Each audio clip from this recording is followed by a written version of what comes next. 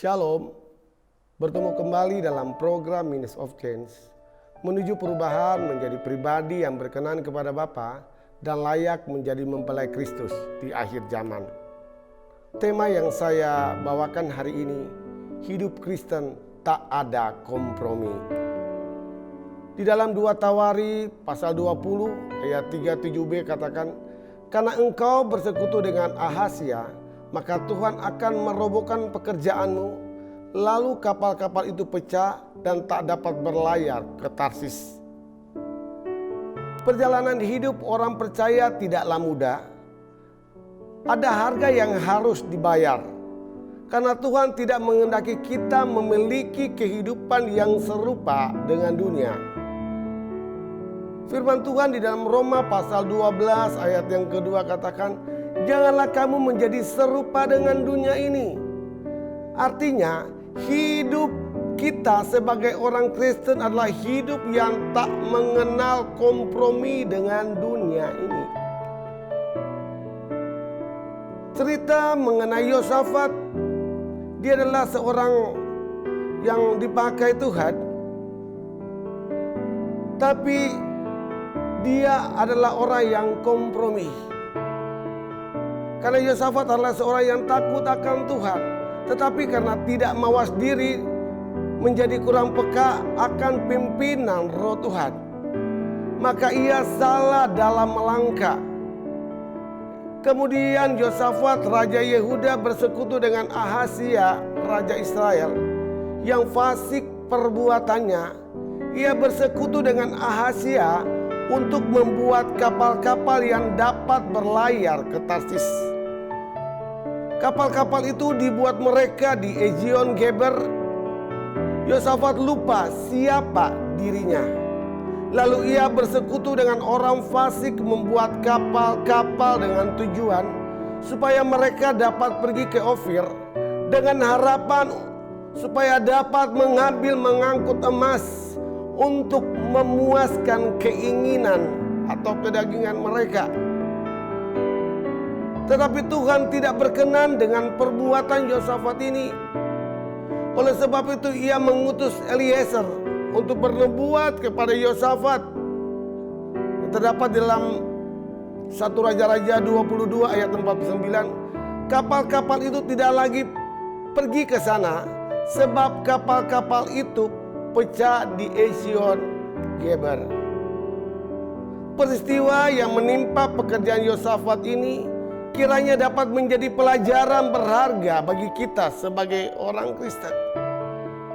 Oleh sebab itu, Bapak Ibu yang dikasihi oleh Tuhan, cerita ini mengajarkan, menggambarkan kita sebagai orang Kristen supaya tidak kompromi dengan kehidupan dunia ini. Karena kompromi dengan orang fasik, maka Yosafat dia membuat satu kegagalan. Atas seizin Tuhan, kapal-kapal yang mereka buat itu pecah di tengah perjalanan. Firman Tuhan mengajarkan kita menghendaki umat pilihannya supaya memiliki ketegasan baik di dalam bersahabat, berkawan, dimanapun kita berada. Kita tidak harus kompromi dengan dunia ini, karena hal itu menimbulkan kecemburuan di hati Tuhan. Sebab persamaan apakah yang terdapat antara kebenaran dan kedurhakaan? Atau bagaimanakah terang dapat bersatu dengan gelap? Pemazmur berkata, berbahagialah orang yang tidak berjalan menurut nasihat orang fasik, yang tidak berdiri di jalan orang berdosa, dan yang tidak duduk di dalam kumpulan pencemooh, tetapi yang kesukaannya ialah Taurat Tuhan, dan yang merenungkan Taurat itu siang dan malam, sehingga apa saja yang diperbuatnya berhasil. Bapak Ibu yang dikasihi oleh Tuhan,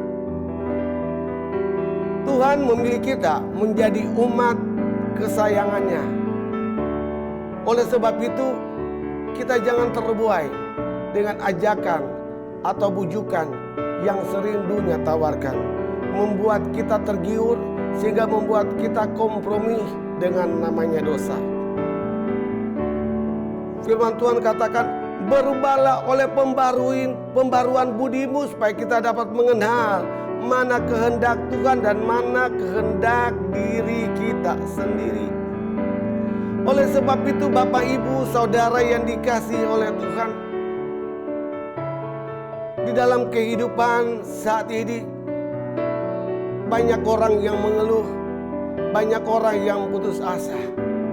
Mereka terbuai dengan ajakan, rayuan. Tapi firman Tuhan mengajarkan kita, di dalam situasi sesulit apapun, kita jangan kompromi. Karena kita adalah umat pilihannya, umat kesayangannya. Karena sesulit apapun, di saat masa yang sukar, ya kita percaya bahwa Tuhan sanggup menolong, membawa kita keluar daripada setiap kesulitan, problem yang kita hadapi. Tapi satu hal yang Tuhan inginkan, apapun kondisimu hari-hari ini, apapun posisimu hari-hari ini, Tuhan ajarkan kita supaya jangan kompromi.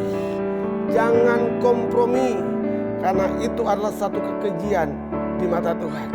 Tapi biarlah kita miliki hati yang selalu merenungkan kebenaran firman Tuhan. Seperti ia yang berada di tepi aliran air, yang selalu menghasilkan buahnya, sehingga apa yang diperbuatnya berhasil.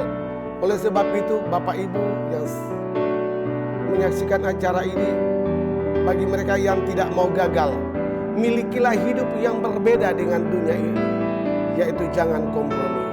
Karena kita tahu di balik semuanya itu ada rencana Tuhan yang indah bagi orang yang berharap dan bergantung kepadanya.